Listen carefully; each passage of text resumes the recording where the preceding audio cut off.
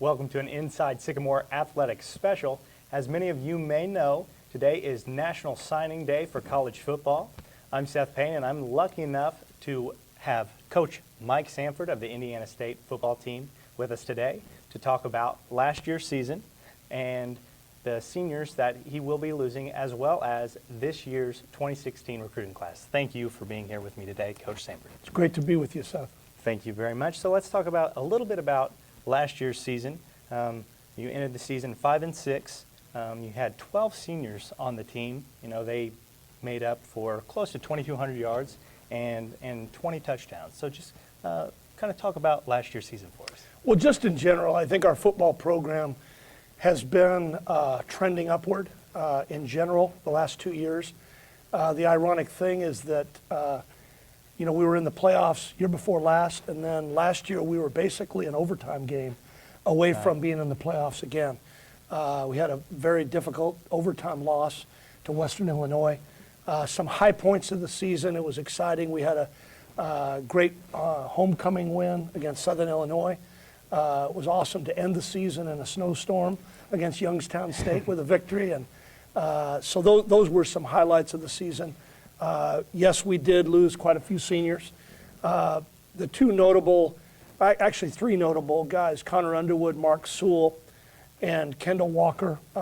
Three, I could talk about all the seniors, but those were three huge losses on defense. And that will actually be part of our conversation as we go along as far as what we looked for in this class. Definitely. And with this class, we have 23 members so far in this 2016 recruiting class, 8 of those being JUCO members, 15 being high school members that are coming to college. And, with those coming in and the seniors that you lost, kind of how do you expect to replace those seniors and the maturity on defense that they have? Well, I think the key word of what you just said is this is the announced class so far. We are still in the process of recruiting. We have some really good players that we're going to continue to add. But as of today and our signing special today, we do have 23.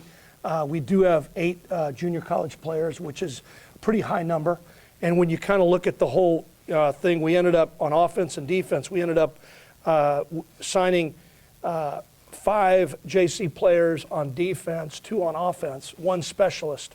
So I think that speaks to what your question was in regard to replacing mature players on defense, wanting to get junior college players that could come in and compete and help us right away. Definitely. And looking at this recruiting class so far, you see that you do have a good spread of offense and defense and special teams. You also have a good spread across the country. There's a number of individuals coming from California as well as Florida. You also have close by with Indiana and Illinois. Yeah, I want to start by talking about the Indiana guys. We ended up with 4 from Indiana, which we're very excited about. The fact that we signed 4 guys. The first one I want to talk about is Nick Durheimer. He's an offensive lineman from New Palestine. They were a team that played for the championship in the state of Indiana. They lost it was like 63-62 or something ridiculous like that. I also want to highlight Dakota Short, who is a local product from West Vigo High School. We always recruit the Wabash Valley first, and we believe that he is an excellent player, and we're excited about him. One of our junior college players from California is actually from Gary, Indiana, Deshae Mukes. He was a 21st Century Scholar out of high school, and we're excited. He came by way of College of the Desert in Palm Desert, California. And then the fourth one is Tyson Whitner, a linebacker from Fort Wayne. Then you've got, Indiana we start with, and then you got to talk about the Chicagoland area. We ended up with 4 players from the Chicagoland area, and I'm going to highlight that there's 2 twins. They have long names, Deontay Harley-Hampton and Devontae Harley-Hampton. Those are 2 dynamic, exciting players. Everywhere we went in the Chicagoland area, they committed to us fairly early, and they're exciting players. One's like a slot receiver, one's a running back. They're both have potential to be kickoff and punt returners. They're exciting players, and everywhere we went in Chicago, everybody said, "Man, you guys got the Harley Hampton twins." So that was really encouraging and exciting about the guys that we got from the Chicagoland area. We ended up with 5 from California and 5 from Florida. So we're very excited about our signing class, and it is representative of the areas that we focus on. And in this particular year, we wouldn't normally recruit that many from California, but we focused because of the defensive situation. We focused on some junior college guys, which happen to be from California. Definitely. It definitely helps to have those JUCO students that have a little more experience outside of high school to help come in with the maturity level and things like that. And speaking of those two brothers, the Harley Hampton brothers from Illinois, definitely dynamic players, accounting for together over 3,300 yards for their team. So definitely expect to have them an impact on the team with their ability to run the ball, the ability to catch as well. I would really encourage people to click on the website and click on their highlights because they're pretty fun to watch. Definitely so. And speaking of this recruiting class, I don't want to take away from the impact of any other players, but who, say 4 or 5 players that you're really looking forward to coaching? Well, okay, that's an interesting question. First thing is we are so excited about coaching all these guys. We're looking forward to every one of the guys in this class, and we're a coaching staff that is involved with our players, and the players are the biggest thing for us. That's why we do what we do. Definitely. But as far as some guys that I'd like to outline or highlight, I would say that some of the ones that are going to probably make the quickest impact are some of the junior college players. I'm not going to name all of them, but Bob Pugh, the wide receiver from Highland Community College in Kansas, also a dynamic player, big play threat, kind of hopefully a guy that can replace some of the big play firepower that came from Gary Owens last year. So Definitely. he's an exciting, athletic guy. It was interesting. We ended up signing 2 specialists. Obviously, when you recruit specialists, you're going to see them. And we ended up signing Thomas Bolden, a punter from Fullerton College in Fullerton, California. He's an excellent punter. We're excited about him. And then we were able to sign Jerry Nunez from Naples High School in Naples, Florida, who is a field goal kicker. Unfortunately, as many people may not know, Eric, even though we love him, Eric Hydorn has decided to pursue graduate school. He had another year of eligibility left. He has decided to pursue opportunities in graduate school. As a matter of fact, I've been writing letters of recommendation for him. And he's a great student, great person, and we love his contribution. But because he's moving on, we had to sign another kicker, and that was Jerry Nunez. I also want to highlight a couple other new players coming in. First of all, Justin Hornsby from Citrus College in California. He is going to be like an outside pass rush type guy that hopefully will give us some pass rush coming from the edge. Definitely. Gage Lackey, a tight end also from Fullerton College, same place as the punter. Thomas Bolden, a tight end that we felt was very needed and a guy that would have an impact. Definitely. It definitely seems like there will be a lot of individuals in this recruiting class that will have an impact on the team. Just for the moment, outside of those players, I mean, with seniors leaving and with all the over 1,000 tackles and the points that they contribute to the team, outside of the recruits coming in, who are some players that may kind of pick up that slack and get that production that are already currently on the team? Well, that I could go on forever. Obviously, we're very excited about Matt Adam coming back. I think we have a really good crew of running backs. I could, name each one of them, but I'll just say that we have a really strong crew of running backs, and we have 2 that are returning from ACL knee surgery, which will give us a lot more depth at that position. We're excited about those guys. I think other than that, Robert Tanyan is a special player. Matt Adam, had a really good year, improving as a quarterback. Definitely. So, and then, in the offensive line, I'd like to, give a shout out to Dakota Vermillion, who is a local guy from Terre Haute North High School. He'll be a senior offensive tackle, and he's going to be kind of the leader of our offensive line. There's a bunch of guys that I could talk about on both sides of the ball, but those are the ones that I would highlight right now. Definitely. And with next season, it's going to be exciting. As you said earlier, the team has definitely been trending upwards with the playoffs and, like you said, an overtime game last season. The team is getting better, continually getting better. You've done a great job. I'm sure everyone is excited to see this recruiting class and to see those players that are currently on the team grow. What kind of other things would you like to talk about next season and looking forward to next season and preparing? Well, I think, there's a lot of things we need to improve on. I think, we can talk about trending up and all those things, but, obviously recruiting is part of it. But we need to, just in general, we felt like we need to improve on the detail of our team. That's something we're addressing in our off-season program right now. Detail, discipline, guys finishing. We need to be able to, improve in those areas, and and then obviously, we need to improve in every area, and we have very high expectations of ourselves. And even like I said, even though we said we're a program overall that's trending up, what happened last year is not good enough, and we have very high expectations for this year. We expect to, our goals are to win the Missouri Valley Football Conference, to go to the playoffs, and we aspire to be national champions. And that's the way we go about things. That's the way we're preparing in the off season. That's the way our right now we're involved in our off season program, and I think we kind of shocked our players a little bit. We went yesterday at 5:45 in the morning at the stadium with an early morning workout that was very detailed and disciplined and focused on finishing and doing things right. And that's something we're going to carry on through the winter conditioning program and through spring practice and into next season. Definitely important things to work on and to key on for those players, and I'm sure that they will definitely grow and get better in those aspects of finishing. You constantly see players get better and better season after season, and so we definitely look forward to seeing that out of this team.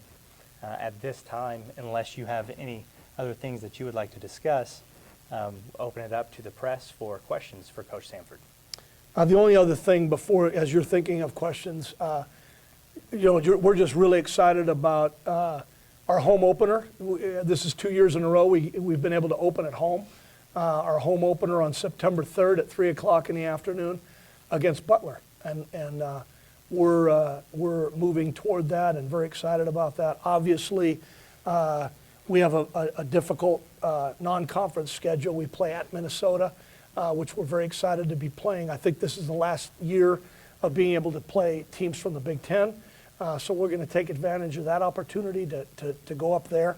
And we have a lot of respect for their program, and we're looking forward to that.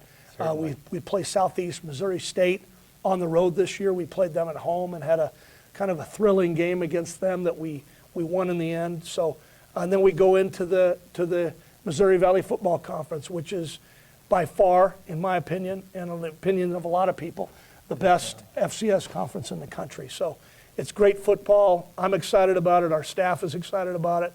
I think I just want to also say that I think our staff, coaching staff, did an excellent job in the recruiting process.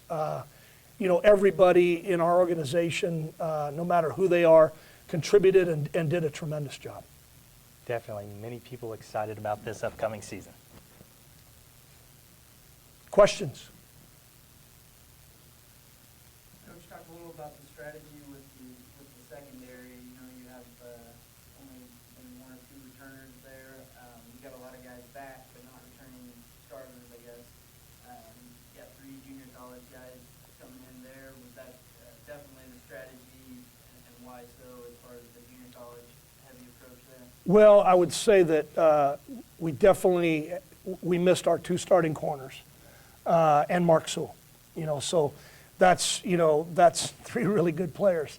And so we made an emphasis of recruiting junior college players to fill that void, both at the corner position and at the safety position. And when I alluded to earlier that we are still recruiting, we're still working on some corners in that regard, and that's, I can't, obviously at this date I can't talking about who they are, but that's a huge thing as we move into 2016, a big focus, the term you use, a strategy to recruit junior college players to come in and compete right away in the secondary. And I think the other thing, before we move on to the other question, we want to be able to play man-to-man coverage back there, and we don't want to, limit our opportunity to do that. Coach, something you and I have talked about the last couple of years, you talked about developing a winning mentality with your team. I know there's points this past season where you struggled to grip the concept of, finishing a game and putting a game away. The list of recruits you got, the programs they come from, all very successful programs. How important is that in terms of recruiting to give guys with a winning mentality to have that carry over to the next? It's a great question. I think that was one of the things, when we go out and recruit, we look at, does the guy love football? What kind of character he has? We look at their academics. Obviously, we look at what kind of player they are on video. But, one of those factors that you bring up that's huge for us is guys that come from winning programs, that believe they can win, that they will win, they expect to win. And that's, true when you go through all these, I think pretty much all these junior college players played in bowl games. Some of them in the top, in the country. And then we had a bunch of high school players that had really, really good records in high school. And so, that was a big thing is getting guys that have a winning mentality and are used to winning. You have two quarterbacks coming back, and Matt and with Isaac Parker. How important was it to add Cade Sparks to that group in this recruiting class? Very important, and I think I knew there would be a question about the quarterback. Everybody wants to talk about quarterbacks, and that's good, especially with the Super Bowl coming up and those two quarterbacks. But anyway, we're excited about Cade Sparks. Cade Sparks is an excellent football player from California. He's got height. He's got great leadership qualities. He's a really good thrower, accurate passer, and he's more athletic. He's tall, thin, but he's much more athletic than you would expect if you saw him in person. So we're very excited about him, and we are keeping moving forward in that spot.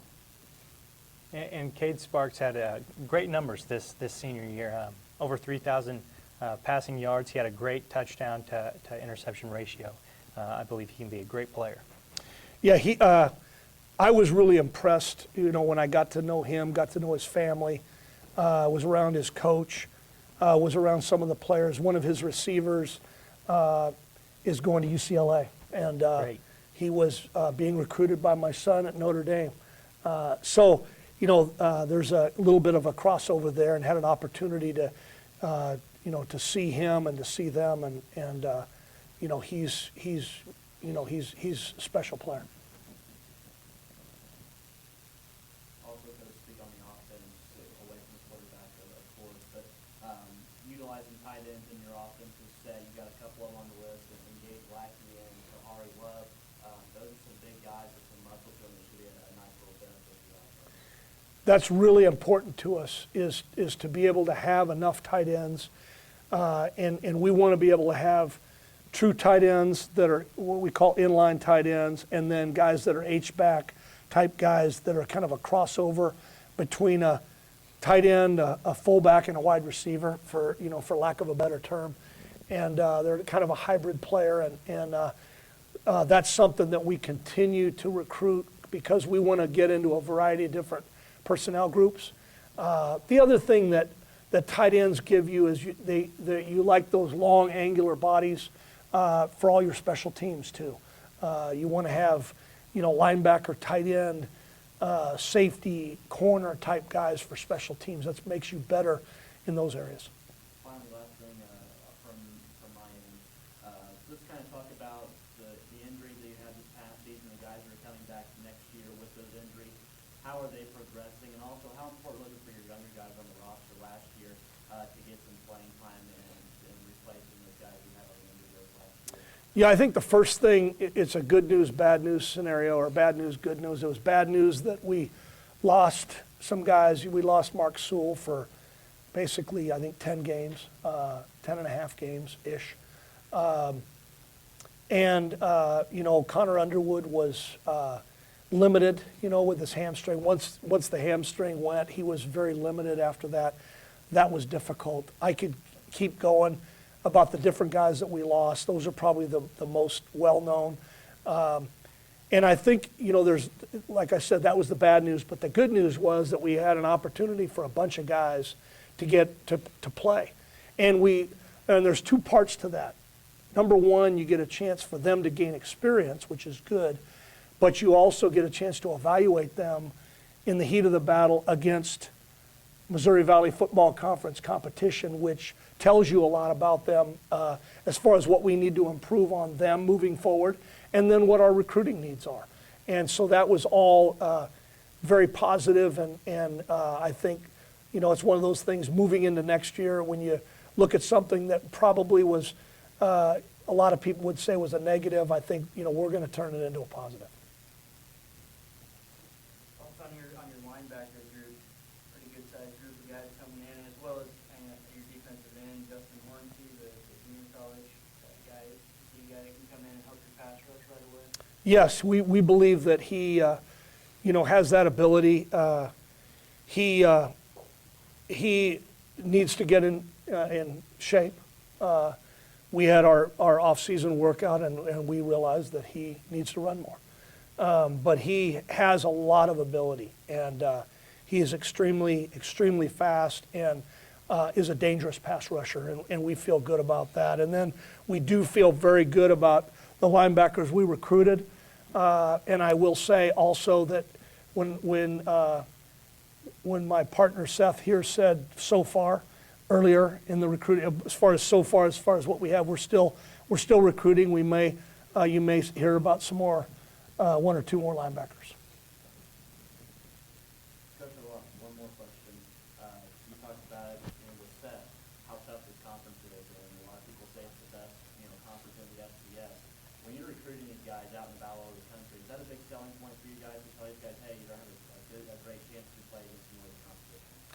Well, absolutely. I think, other than the games I said that were highlights and positives, we also were right there with the national championship team. I think it was 14-14 in the third quarter against North Dakota State. A couple bad things happened that, and then Illinois State, we were ahead, should have won that game at the end. So we play with those people. And to answer your question directly, it is a huge thing to recruit to the Missouri Valley Football Conference. It's an advantage. It's a plus. We believe that it's the best FCS football in the country. And in a lot of ways, it's better than, there's several FBS conferences that we think that we're better than. So, it is definitely a plus, and it's definitely appealing when they see who we play against, who's in our conference. And our conference continues to get better and better. And, there's people expanding, building, improving their facilities, putting more money into things. We've got 3 teams in our conference that have gone, in football that are going with given cost of attendance. The 3 schools from the Dakotas. So, that whole thing is all exciting and part of the competition and part of a good process for us and something that's very appealing to young men when we go recruit them.